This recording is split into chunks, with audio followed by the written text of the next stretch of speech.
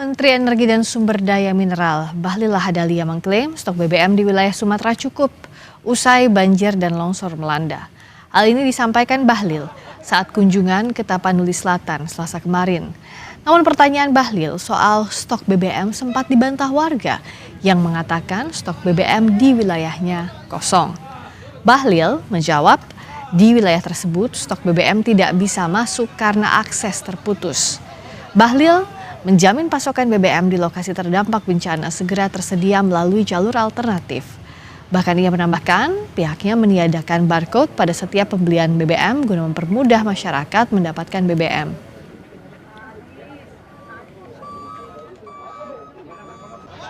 BBM secara stok di wilayah Sumatera, khususnya Sumut, itu cukup. Nggak ada cukup Pak, di sini kosong Pak. Entar dulu, tetapi untuk di kabupaten ini nggak bisa masuk karena jalannya terputus. Kita sekarang lagi memikirkan untuk memobilisasi untuk masuk. Mobilisasi ini ada dua. Satu adalah jalan yang tikus, yang berikutnya juga adalah kita lagi memikirkan untuk pakai cara lain. Itu untuk menyangkut stok. Tetapi sekarang kita lagi membuka agar barcode yang selama ini menjadi sortir bagi SPBU, sejak tadi pagi sudah kami membuat aturan untuk direlaksasi. Direlaksasi untuk tidak lagi memakai barcode. Menteri SDM Bahlil Lahadalia juga bilang, mulai besok untuk semua pompa bensin di sini kita akan buka 24 jam untuk wilayah Bapak dan Ibu semua. Kita akan layani kebutuhan masyarakat 24 jam. Kita juga akan tambah genset agar bisa melayani saudara-saudara saya yang membutuhkan BBM. Seperti kami kutip dari keterangan resmi Menteri SDM Selasa kemarin.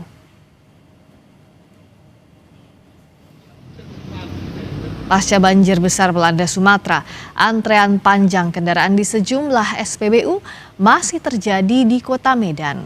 Salah satunya di SPBU yang ada di Jalan Setiabudi. Antrean mengular hingga ke badan jalan dan membuat kemacetan.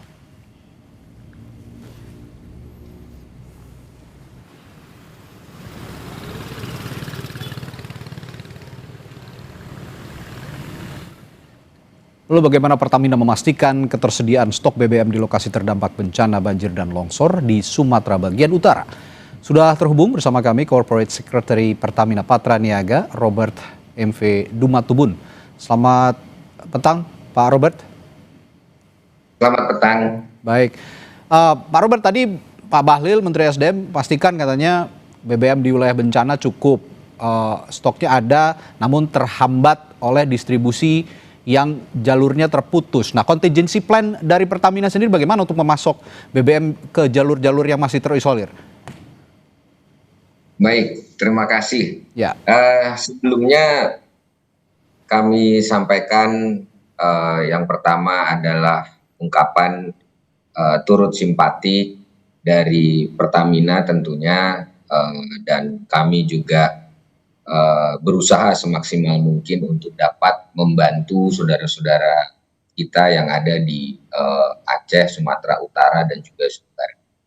Sampai saat ini dapat saya sampaikan bahwa monitoring dari Pertamina yang kami lakukan di area terdampak, seperti yang disampaikan oleh Pak Menteri, bahwa BBM ataupun LPG posisi pada saat ini kondisi stok kami tersedia dan dalam kondisi yang cukup. Memang terdapat tantangan ataupun kondisi medan di mana terdapat jalan yang putus, kemudian masih terdapat dampak dari longsor, kemudian banjir, dan juga adanya sarana-sarana fasilitas umum yang masih, misalnya seperti jembatan yang belum dapat digunakan dengan maksimal. Kami dapat laporkan bahwa dari monitoring kami sampai saat ini untuk di wilayah Aceh terdapat beberapa jembatan yang amblas, longsor ataupun jalan putus, di antaranya di area Pidi Jaya, Pidi ataupun Biren, kemudian di Aceh Tengah di area Bener Meriah dan Gayo Luwes, dan juga di wilayah Aceh Tenggara serta di pesisir barat.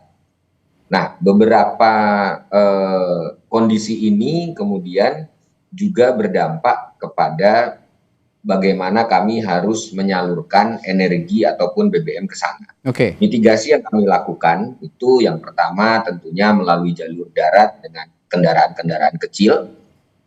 Mobil tangki kami juga seperti bisa disaksikan menembus banjir dan juga melalui medan-medan yang lokasi-lokasi bencana. Selain itu kami juga menggunakan airdrop bekerja sama dengan TNI dan juga pesawat terbang gitu ya. Selain itu kami juga menggunakan kendaraan, bahkan kita menggunakan kendaraan roda 2, menggunakan motor untuk kemudian membawa BBM ini secara dalam bentuk kemasan jerigen untuk membantu alat-alat berat yang ada di lokasi supaya dapat beroperasi membuka jalan. Baik, Pak Robert, Anda mengatakan mulai dari airdrop, lalu juga jalur darat, nyambung dengan kendaraan roda 2 tadi Anda katakan. Artinya ini kan ada gap waktu, jarak waktu yang terhambat begitu. Nah, kira-kira dari keluhan-keluhan yang kita saksikan juga tadi di berita pengantar, bahwa mereka belum bisa mengonsumsi BBM merata di seluruh wilayah di Sumatera Utara, Sumatera Barat, dan juga Aceh. Nah, kira-kira ada estimasi sebenarnya dari titik pengisian ataupun stasiun BBM sampai ke tempat pengisian BBM di SPBU itu berapa lama jaraknya, waktunya? Ya, jarak ini cukup bervariasi, Mas Radi ya, karena memang titik supply kami, titik serah kami, selain tadi menggunakan berbagai moda transportasi, kami juga menggunakan distribusi melalui laut atau melalui kapal. Nah, pada saat BBM ini masuk melalui jalur laut, masuk ke fuel terminal, maka tantangan berikutnya adalah menyalurkan ke SPBU ataupun ke lembaga penyalur kami di mana jalur daratnya terkendala. Nah, ini yang kami lakukan adalah kami menambah jumlah mobil tangki yang kami datangkan dari area di sekitar lokasi. Kurang lebih saat ini sebagai contoh untuk wilayah Aceh, kami sudah mendatangkan sekitar 30 tambahan mobil tangki, dan juga sehingga sekitar ada 40-an sampai 50 mobil tangki yang beroperasi. Tentu ini ditambahkan juga dengan awak mobil tangki supaya memperpendek jarak tempuh atau jarak waktu yang dibutuhkan sehingga 24 jam bisa beroperasi. Begini Pak Robert, masyarakat di bawah kan terkadang tidak paham ya bagaimana ini sulitnya menyalurkan atau mendistribusikan BBM dari stasiun utama sampai ke stasiun pengisian di SPBU. Nah, ini mungkin ada posko terpadu khusus BBM yang bisa didatangi warga masyarakat sehingga masyarakat bisa paham, oh sekarang baru dikirim BBM-nya sehingga 2 hari 3 hari kemudian baru sampai di sini, sehingga mereka punya estimasi untuk mengisi BBM. Ya, untuk masyarakat kami menyediakan jalur untuk komunikasi yaitu melalui kontak center 135. Oh, artinya tidak ada posko yang didirikan khusus di tempat-tempat bencana ya, Pak Robert ya? Untuk posko kami bekerja sama dengan BPBD, kami juga sedang dalam proses untuk kemudian membangun posko-posko yang ada di daerah-daerah tertentu ya, Mas Radi. Masyarakat tentunya bisa bisa mendapatkan info ini, bisa bertanya karena paling mudah adalah dapat bertanya ke SPBU terdekat. SPBU, ya. Baik, ada SPBU dan BPBD yang bisa ditanyakan juga ya, kapan BBM di daerah tertentu bisa tersedia, begitu ya Pak Robert ya. Baik, terakhir Pak Robert singkat saja, kira-kira days of inventory-nya berapa lama ketahanan stok ini bisa dijaga di wilayah-wilayah terdampak banjir dan longsor di Sumatera bagian utara ini? Baik, sampai saat ini stok BBM yang tersedia di Pertamina untuk wilayah baik Aceh, Sumatera Utara khususnya ataupun Sumbar yang terdampak ini dalam kondisi yang cukup. Jadi masyarakat tidak perlu khawatir, justru kami menghimbau bahwa masyarakat tidak perlu melakukan panik buying, apalagi kemudian seperti informasi yang beredar di media juga kami melihat bahwa bensin ataupun BBM ini dijual kembali oleh masyarakat dengan harga yang cukup tinggi. Ada yang mengambil Nah, keuntungan di kondisi seperti ini gitu ya? Betul sekali, ini sangat disayangkan dan kami menghimbau tentunya BBM ini digunakan tidak saja untuk keperluan sehari-hari dari masyarakat untuk beraktivitas di sana, tapi juga digunakan untuk alat berat dan alat transportasi untuk mendistribusikan bantuan dan BBM itu sendiri. Ya. Sehingga harapannya ini dapat dijaga, dapat aman pendistribusiannya, tidak ada penjarahan, sehingga semua masyarakat terdampak dapat mendapatkan bantuan baik BBM maupun bantuan makanan dan lain-lain yang cukup.